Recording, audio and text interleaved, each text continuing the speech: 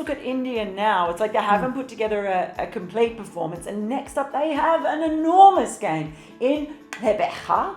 I'm trying. I got a little bit of a click in.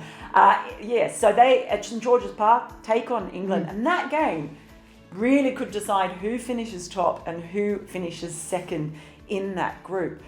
England, 2 big wins already. Wasn't a huge win against Ireland. They made them work for it as well. But they have looked in good form so far. What do you think India need to look out for against a team like England? Well, I think the grounds are completely different. Obviously, they played both their games in Pal, where it's a flat, hard wicket, fast outfield.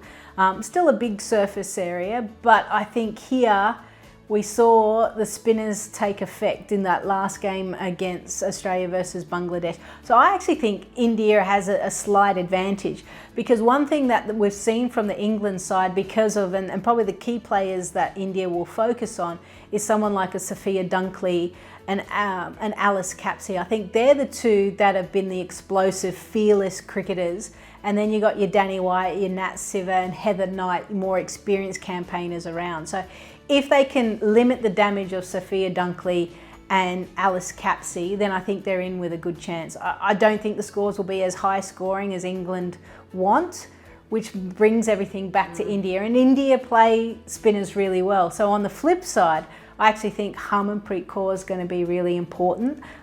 We know what she can do against spin, especially off spin.